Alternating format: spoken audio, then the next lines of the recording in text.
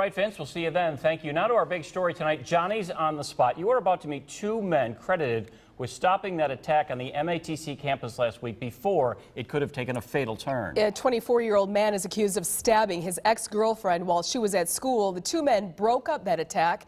Fox 6's Chip Brewster joins us from the newsroom with the story. It is something you will only see on Fox 6. Good evening, Chip. Good evening, that's right. And according to the criminal complaint, the victim, 24-year-old Irene Johnson, had actually agreed to meet her ex-boyfriend that morning to talk. She told police when she asked him what he wanted at the campus, he said, "There are two sides to me, the one you know and this me," and then began stabbing her. Now, that's when two students heard her screams and came to the rescue.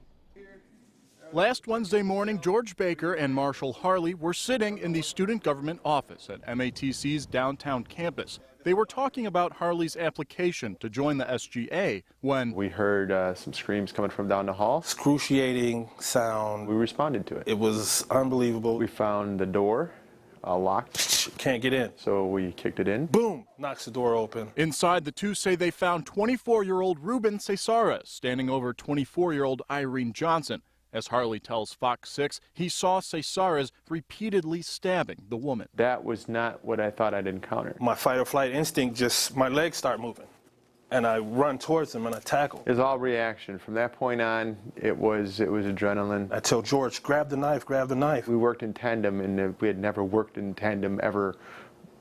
I knew it was something I had to do, because he would have just kept going. According to the criminal complaint, when police arrived, they found Johnson laying in a large pool of blood. She had cuts and stab wounds to her hands, arms, neck, and torso. She tells police it was her ex-boyfriend, saying he, quote, went crazy.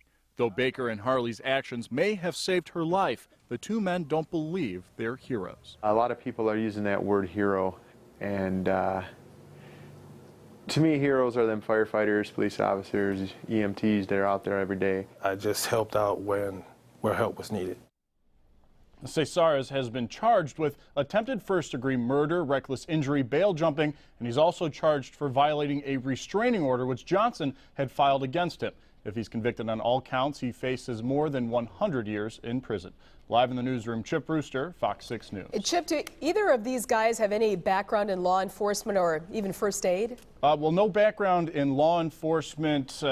Marshall had some CPR training, that was it. But actually, luckily enough, George Baker, that first man you saw, is not only a former Army combat EMT, but he also told me he had more than 25 years of martial arts experience. And so he really, luckily, had the right amount of training and was in the right place at the right time to stop what he stopped. Indeed he was. All right. Chip, thanks.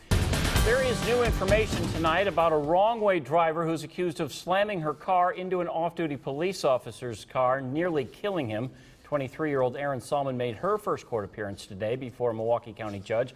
Fox 6's Ashley Sears learned more charges are being filed against her, and she's in studio with us.